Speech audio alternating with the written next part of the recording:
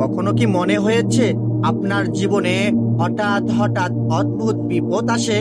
অকারণে ভয়, দুশ্চিন্তা, রাতের ঘুম উড়ে যাওয়া, মনে হয় যেন কিছু একটা আপনাকে তাড়া করছে। এক যুবকও ঠিক এমন পরিস্থিতির মধ্যে বুঝেছিল এই একটি দোয়া তার জীবনটাকে বদলে দেবে। এক যুবক, নাম তার স্বামী।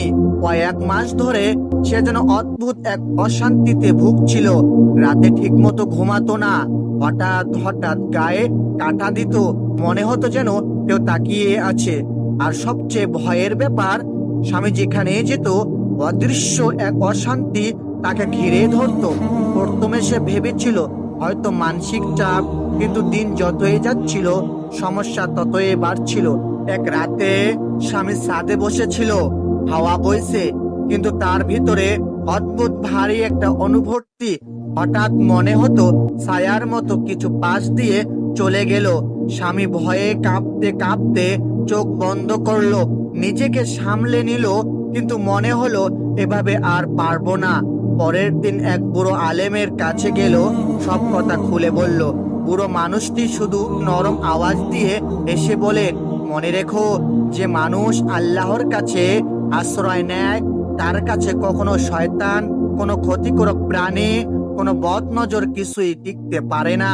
তারপর তিনি স্বামীকে একটি দোয়া শিখালেন, বললেন, এই দোয়াটা প্রতিদিন সকালে সন্ধ্যায় আর যখনই ভয় পাবে পড়বে। স্বামী দোয়াটা মনোযোগ দিয়ে শুনে, আউযু বিকালিমাতিল্লাহি তাম্মা মিন কুল্লি শাইতানিন ওয়া হাম্মা ওয়া মিন কুল্লি আইনিন লাম্মা। আমি আল্লাহর পরিপূর্ণ কালিমার মাধ্যমে আশ্রয় চাই প্রতিটি শয়তান, ক্ষতিকারক প্রাণী এবং বদ নজর থেকে। স্বামী সেদিন রাত থেকে দোয়াটা পড়তে শুরু করলো। প্রথম দিন একটু হালকা লাগলো, দ্বিতীয় দিন রাতের ভয় কমে গেল, তৃতীয় দিন অনুভব করলো যে দৃশ্যর চাপ এতদিন তাকে চেপে ধরেছিল সেটা যেন মিলিয়ে যাচ্ছে। এক সপ্তাহের মাথায় স্বামী নিজেই বলল, আমি জানি আল্লাহর কালিমার আশ্রয় আমাকে রক্ষা করেছে।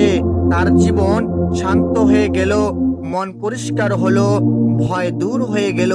স্বামী বুঝলো যেখানে আল্লাহর আশ্রয় আছে সেখানে কোনো শয়তানের ক্ষমতা নেই। তাই মনে রেখো, ভয় আসলে দোয়াটা বলো, অদৃশ্যর শক্তি নয়, তোমাকে রক্ষা করেন একমাত্র আল্লাহই।